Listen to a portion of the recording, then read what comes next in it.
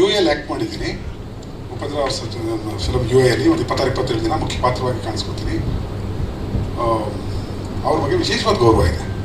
ಇಲ್ಲಿ ಯಾವ ಹೆಸರುಗಳು ನಾವು ತಂದಿದ್ದೀವಿ, ಕೆಲವು ಹೆಸರುಗಳಿಗೆ ಟಾಂಟ್ ಏನು ಕೊಟ್ಟಿದ್ದೀವಿ ಅದು ಉದ್ದೇಶಪೂರ್ವಕವಾಗಿ ಕೊಟ್ಟಿದ್ದೀನಿ, ನಾನೇ ಕೊಟ್ಟಿರೋದು. ಒಬ್ಬ ಹತಾಶ ಪ್ರೇಕ್ಷಕ ಕೊಟ್ಟಿರೋದು. ಆ ಕೋಪದಲ್ಲಿ, ಸಾತ್ವಿಕ ಕೋಪದಲ್ಲಿ ಹೇಳ್ತಾ ಇದ್ದೀನಿ.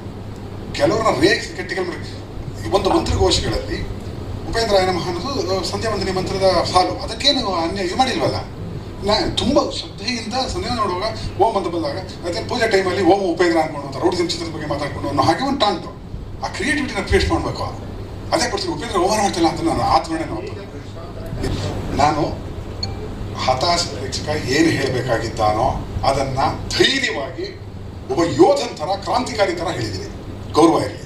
ಇಲ್ಲ ಹಂಗಂತ ನಾವು ಮಾಡ್ತೀವಿ ಬಂದ್ರಪ್ಪ ಅದು ನೋಡ್ಬೋಣ. ಜನ 100 ವರ್ಷ ಬದುಕಿ ಏನು ಕಿತ್ತಾಕೋದಲ್ಲ. ಯಾವುದನ್ನ ಉದ್ಯಮ ಅಂತ ಒಪ್ಕೊಂಡು ಅದು ಉದ್ಯಮ ಅಲ್ಲ ಕಣ್ರೆ, ರಂಗ ಕಣ್ರೆ. ಇದು 25 ವರ್ಷ ಮುಂದೆ ಮಾಡ್ಬೇಕಾದ್ರೆ ಸಿನಿಮಾ ಇವಾಗಲೇ ಮಾಡಿದ್ದಾರೆ ಅಂತ ಮಠಕ್ಕೆ ರಿವ್ಯೂ ಬಂತು. ಮಠ 1 ವರ್ಷ ನಾನು ಖಾಲಿ ಕೂತಿದ್ದೆ.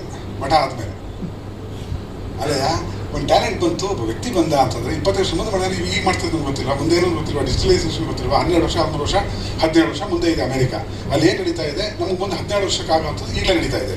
ಅಲ್ಲಿನ ಮಾಹಿತಿ ಎತ್ಕೋಬೋದು, ನಾವು ಅಪ್ಡೇಟ್ ಆಗಬಹುದು, ರಿಸರ್ಚ್ ಮಾಡಬಹುದು. ರೈಟ್. ಸೊ ನಮ್ಮ ತಿಳುವಳಿಕೆ ಅವತ್ತಿಗೆ ಆಗಿದೆ ಅಂದರೆ ಇವತ್ತು ಇನ್ನೂ ಎಚ್ಚರಿಕೆಯಿಂದ ಇರುತ್ತೆ. ಕೊಡ್ಬೇಕಾದ್ರೆ ಟಾಂಗ್ ಕೊಡಲೇಬೇಕಾಗತ್ತೆ. ನೀವು ಮುಂದಿನ ದಿನಗಳಲ್ಲಿ ನಾನು ಪ್ರಚಾರ, ನಿಮ್ಮ ಮಠದ ಪ್ರಚಾರ ಎಷ್ಟು ಜನ ನೋಡಿದ್ರೆ ಗೊತ್ತಿಲ್ಲ.